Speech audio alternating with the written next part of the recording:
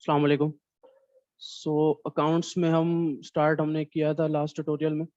तो chart of account का एक जो हमारा ओवरव्यू था वो हमने इसमें चेक किया था। तो नेक्स्ट जो इसमें है कस्टमर बैलेंसेस और सप्लायर बैलेंसेस है। तो एक काफ़ी सिमिलर चीज़ें हैं, तो हम इसको दोनों को कवर करेंगे इसमें। सो जो कस्टमर बैलेंसेस वो ये कि अगर कोई भी आपको कस्टमर जो है जो आपको कोई भी पेमेंट ओ करता है या वो उसको आपको पे करनी है, तो आप उसको रिकॉर्ड करेंगे कि फर्दर एक इनवॉइस है जो या ये अमाउंट है, इस इनवॉइस के अगेंस्ट जो कस्टमर आपको पे करना भी रहता है, तो आप उसके बैलेंस में उसको ऐड करेंगे। तो इस तरीके से आपको वो आइडिया हो जाएगा कि इस कस्टमर की फ़िलहाल इतनी आपके पास अमाउंट या इतनी पेमेंट जो है वो रिसीवेबल है जो आपको फ़िलहाल पे करनी है। तो जब आप इसको ओपन करेंगे तो आपको एक कंप्लीट आपके कस्टमर जितने भी क्रिएट हुए हैं उसकी एक आपको लिस्ट भी हो जाएगी। इसके बाद जो आपके पास ये प्लस का साइन है उसके थ्रू आप इसमें से जितने भी आपको बैलेंसेस ऐड करने हैं वो आप कर सकते हैं।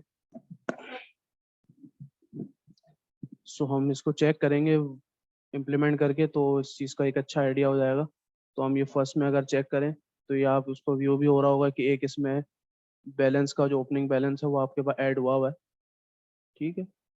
तो और आपके पास रिमेनिंग बैलेंस फिलहाल ज़ीरो आ रहा है, लेकिन ये आपके एक टोटल अमाउंट थी जो आपकी रहती थी। तो इसका कॉन्सेप्ट ये है कि जब ये रिमेनिंग बैलेंस ज़ीरो हो गया है तो इसका ये है कि वो चीज़ पे हो चुकी है।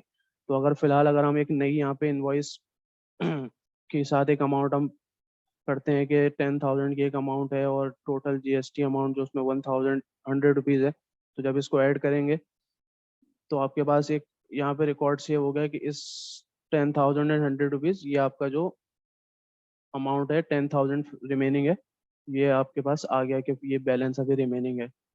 फिर ये है कि जब आप आगे इसमें हमारे पास ऑप्शन आएगा कि रिसीव पेमेंट करके वो चीज़ हम कलेक्ट कर लेंगे। तो ये एक इसमें ओपनिंग बैलेंस था कि आपने कस्टमर के अगेंस्ट एक बैलेंस रिकॉर्ड सेव कर लिया।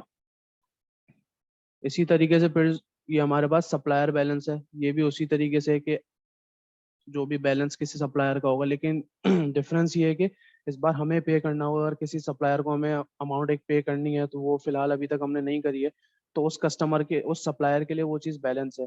तो तो वो चीज़ हम ऐड करेंगे इसमें।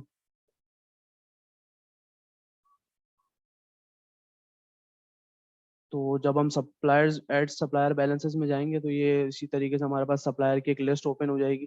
इसमें आपके सारे सप्लायर्स की लिस्ट आपके पास शो हो रही होगी। तो जिस भी सप्लायर को आपको पे करना है या उसका एक बैलेंस आपके पास रिमेनिंग है तो आप वो इसी तरीके से ऐड करेंगे।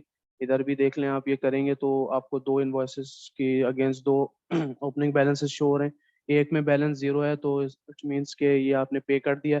एक ही आपके पास रिमेनिंग बैलेंस रहता है। तो ये भी इसी तरीके से जब हमारे पास एक ऑप्शन है आगे मेक पेमेंट का, जिसके थ्रू हम पेमेंट करके अपना बैलेंस क्लियर करेंगे।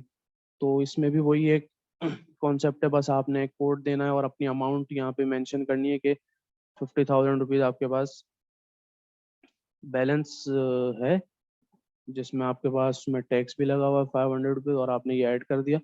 तो आपके पास ये शो हो जाएगा कि जी 50,000 रुपीज़ जो है वो आपका बैलेंस है। तो इस तरीके से आप कस्टमर्स में भी और सप्लायर्स में दोनों में आप ये जाके ये चीज़ें लगा सकते हैं कि इस सप्लायर का या इस कस्टमर का ये ओपनिंग बैलेंस है या इस इनवॉइस के अगेंस्ट ये बैलेंस है।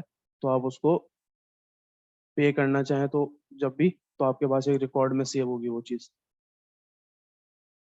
Thank you.